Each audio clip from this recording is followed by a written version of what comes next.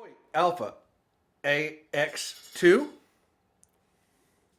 This thing looks like it got a diet.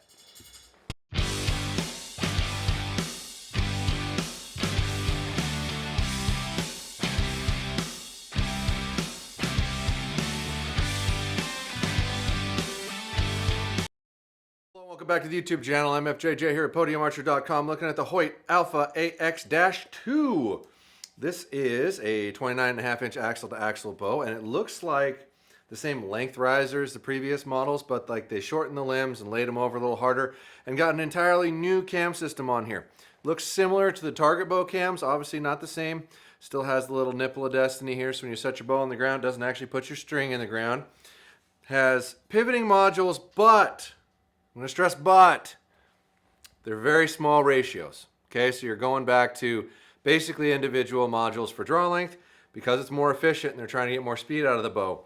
Went to a lateral floating yoke system, which is going to be good for transfer of energy and wheeling, so the shim positions that you move on these shouldn't change as much. It should be a more gradual thing. However, it's still the same shim system that they had on the previous bows.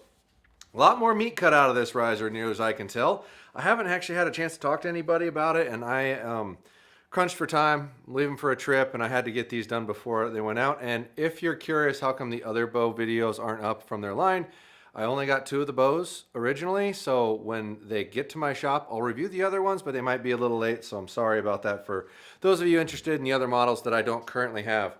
But I have the AX2 29.5 and the RX9 Ultra, and those are what we're going to review. So limb pocket looks similar, although a little bit different angle on this whole mamma jamma. New little vibration dampener here, but just a main diet here as I can tell. Still got your front mount, rear mount Picatinny setup. Still got low profile queers that mount on the opposite side of the riser, so you can really bring it in tight. Good pluses there. Whole bunch of specific features just for Hoyt, but let's check out our specs. This is a 340 foot a second. I'm anxious to see that. This bow retails, doesn't have a map on it, and I couldn't get a published map price before I started videoing this. I'm going to assume map's $50 or $100 less than this, but they're $14.49 on this bow right here. Goes from 25 to 30 inches via module. Each module within it has a little bit of adjustment range in it, but it only covers 1 inch. So you're going to need the specific module for your draw length on these bows. We are allowed and will stock these on the website. So if you need to buy one, if your shop doesn't have one, want to change yours later, that sort of thing, they will be available on the website. So hopefully it's not a burden, and hopefully they don't run into the same issue that Matthews ran into last year where they couldn't keep up with module production. So it started being difficult to get the draw length you wanted because they were specific module. There are 5 mods per each cam.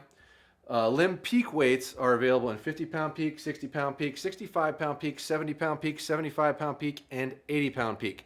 So there's a whole bunch of options there for your actual physical peak weight. 4.25 pounds physical weight, 6 3/8 inch brace, and a 29.5 inch axle to axle. Let's measure some of this stuff and see if it jives up. This says it's a 29.5 axle to axle, so I'm going to go from the left side of the screw to the left side of the screw because these are screwed in axle assemblies. Oops, rotate that a little. Oh, that didn't move the handle. This is going to fall out. So I'm getting 29 and 1/8 there. Put this in here again. A little better. There we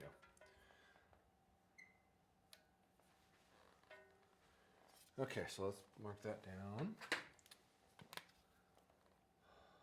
Let's triple check that. Is that really? I thought they said it was 29.5. I can go back and look at that spec sheet again because there's no way. Oh, yeah, no, sorry, I was looking at that wrong. 29.5 on the money. Woohoo! Riser length. Pivot point to pivot point, 26 1/4. 26 1/4. Brace height, 6 3/8. We can use the shorty for that if I can find it. Wait, we need it. Oh, it's in here. Betcha. Yep. Okay. Brace height from the stock grip is just to the center of the string, 6 3/8. The front of it's like maybe a 16 shy. Yeah, we'll call it. That's pretty damn close. Weight, 4 1/4. We'll check that in a minute. Let's try our reflex geometry.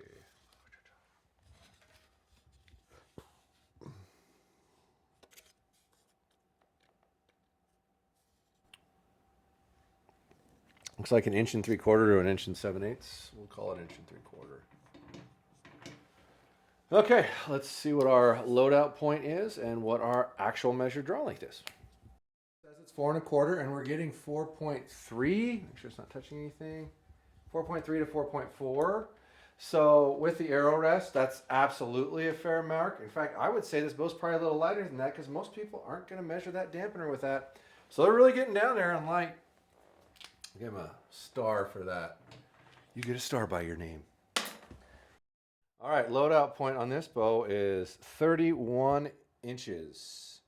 And I would like to commend that. Now, keep in mind, you're dealing with a 29.5-inch bow with a 31-inch loadout point. That bow's going to feel really long. This is why I'm measuring this. It's going to be deceiving that this number right here at a certain point shouldn't really matter. This is really the number that should matter. You can call it whatever you want. Manufacturers can call it whatever they want. They can make up whatever thing they want for it. But this is what's going to tell you what your bow's going to feel like at full draw to you. That should matter. So that's why I'm measuring it. All right, let's see what our draw length actually is measuring out at. Since we got it back. Ooh, tweaking that ankle. A little hitch and McGiddy up.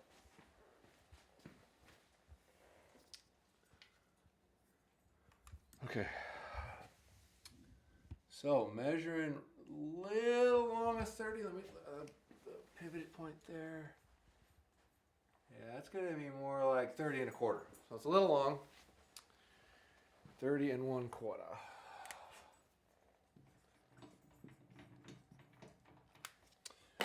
All right, and let's get the physical weight, and then we can shoot this thing.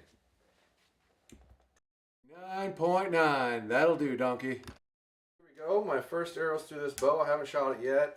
I got 350 grainers, 70 pounds, 30 inches. Haven't even pulled the bow back, so I'm interested to see what it feels like.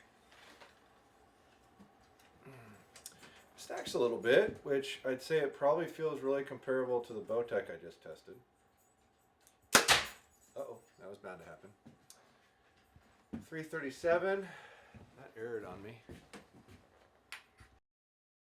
All right, 337 for our first arrow. Here we go. This thing's fast. Absolutely fast.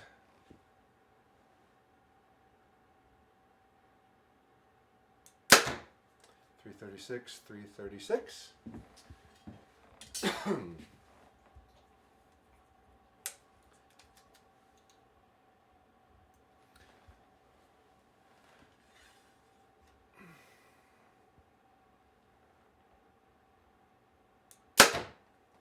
.337, 337. Okay, 337 average. We'll shoot some 450s and then 650s.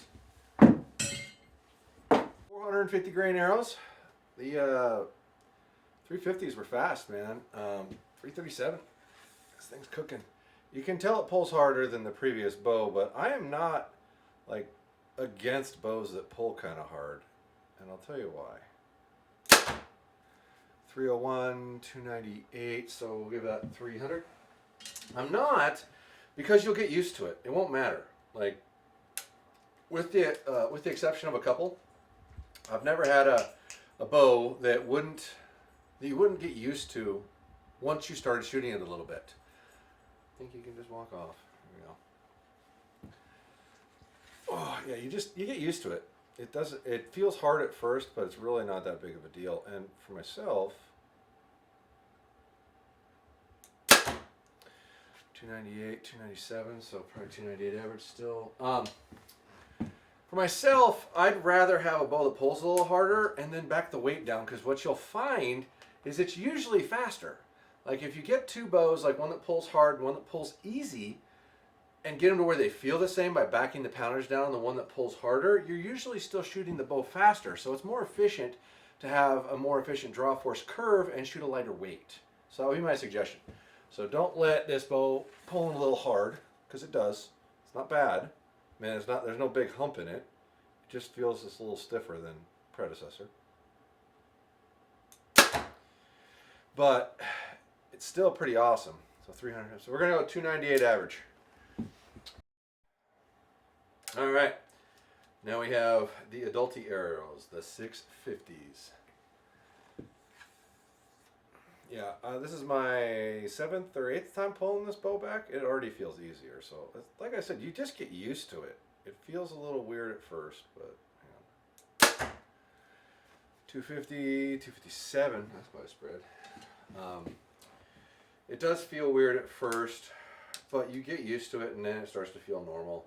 I've shot so many different bows over my life. It usually takes 50 to 200 arrows through a bow, and the draw force curve doesn't feel hard anymore. Although I have had a couple that even when I got used to them, I could still sit there and go, this thing pulls hard.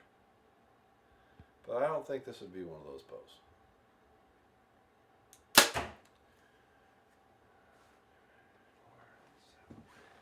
253 average, I think, is where it would be right now. 253. One more.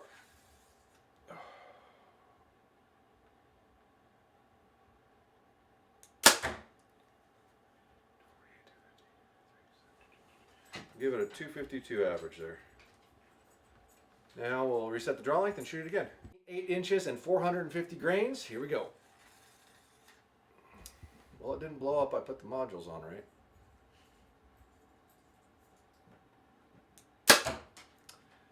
.280, 282. So average 281.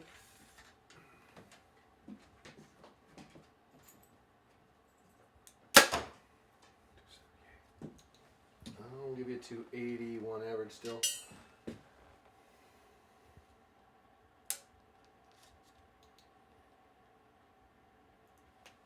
Last one.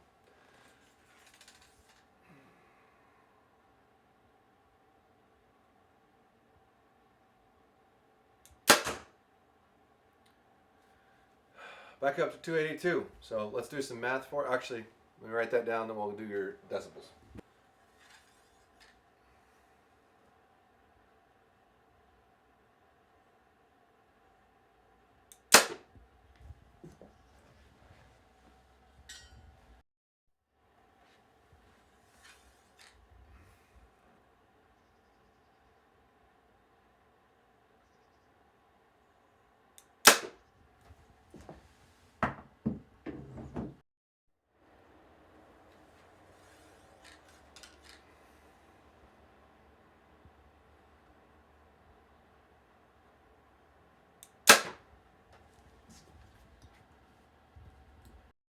Okay, 82.5 was our decibel, dB measurement.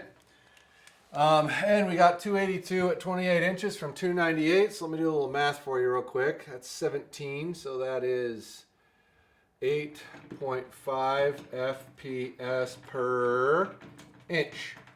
Give you an idea. You can apply that math to anything around that range, changing the length to 29, 27, 26, etc., and expect that's roughly what you're going to get. And that's a decent number there, which is more common when a manufacturer is making a mod for each one. We did not change the let-off settings, the 5 different ways you can change the let-off settings, or however many ways it is. Because all of my time testing let-offs, it's not more than 4 feet or 3 feet, and I'm just testing everything at 85, so you're getting a comparison, assuming it offers 85. So please don't complain about that. I ain't going to do it.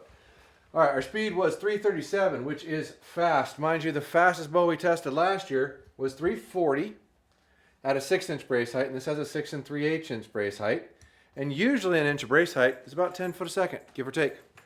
So I would rival this speed against the fastest bow we tested last year for a comparable product. That's really, really good. And honestly, it definitely does not pull as hard as that bow did. So hats off to you, Hoyt. You're cooking on the speed. However, the way we measure speed around here is just based off of how fast it is, not any other comparables anymore, because I got grief for saying, well, but this bow should be faster based off of these specs, etc. So I'm not doing that anymore. Weight also, I just have a chart for weight. It came in just under 4 1/4. It's called 4 1/4, but it came in under 4 1/4. So you're going to get a 6 for weight. Highest you can get is 10 there. Tunability. Okay, so everybody out there is going to hate me probably, but there's shim spacers.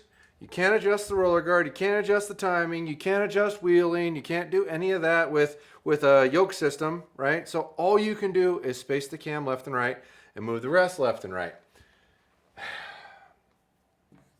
Sorry, like the bow's not super tunable. It doesn't mean you can't tune it, okay?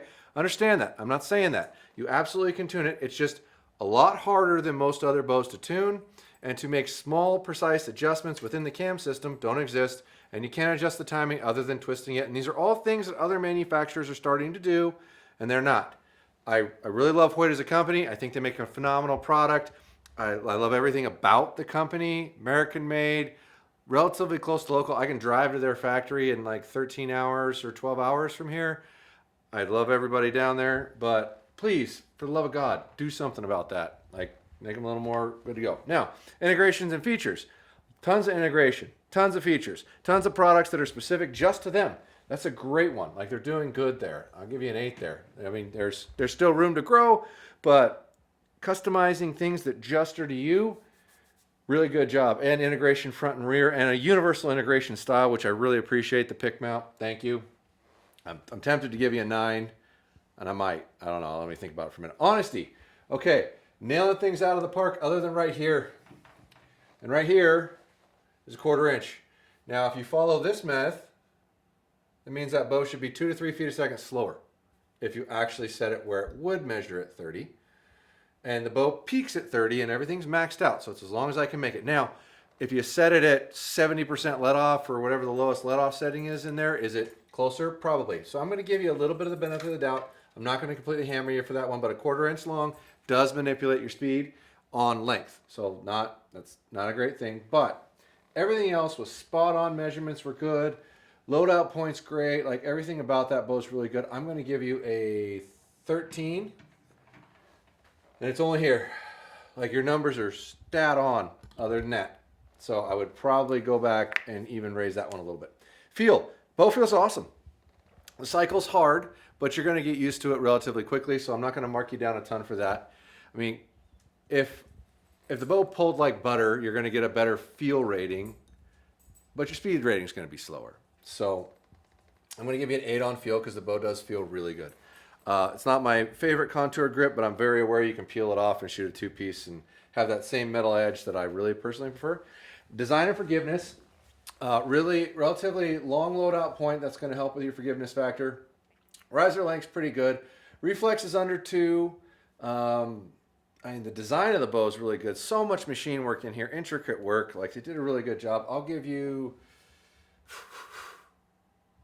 to give you a 7.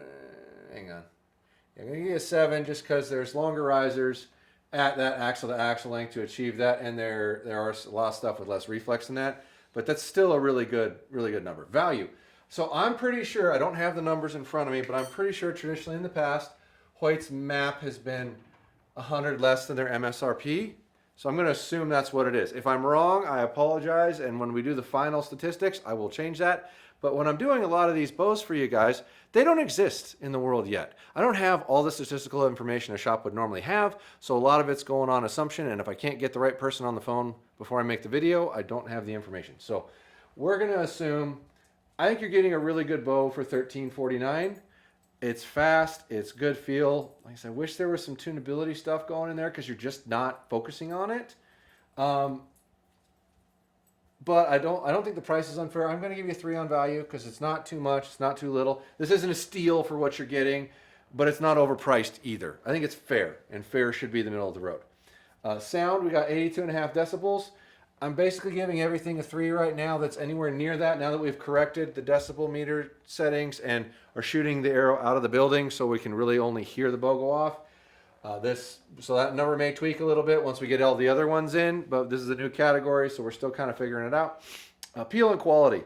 I have always loved the way Hoyt's bows have looked. They do a really great job, and their quality is second to none. Like, you rarely run into a problem with them. Their aesthetics are pleasing. Their finishes are really good. I'm going to give you a 5 on appeal and quality because they just make a really quality product. I like them a lot. And it's the score I'm going to give you is not going to be great because of tunability, and I rank it really high because that's really important to me. But that's a really good product. So let's see what we get here. 15, 21, 29, 68. Still a really good number. And the reality of that, like if you think of this right in here, if they had some more tunability and features in there, easily be the highest ranked bow I had and might be the highest ranked bow of the year. There's a lot of really good stuff going on here. I commend them for redoing the riser, redoing the limb, and redoing the cam. Again, they did this last year. They did it again. They went through and reworked the whole bow. They really did a ton of work here. I really want to give my hats off to Hoyt. I didn't say my spiel about go test fire this bow at your local pro shop and buy it from them and buy the parts from them. Give them your money because they need your business. They are valuable to you whether you know it or not. Even if the pro shop that you're dealing with, you weren't happy with, give them another try. Like seriously, but spend your money at the pro shop unless you're 100% going to do it yourself and you're going to buy it online. Then if you do, please head on over to podiumarcher.com for all those archery needs. $99 and up is free shipping. Coupon code MFJJ saves you a little bit of money. And if I can help you out, I will. But please support your local shop. Give them a shot. Thanks for watching.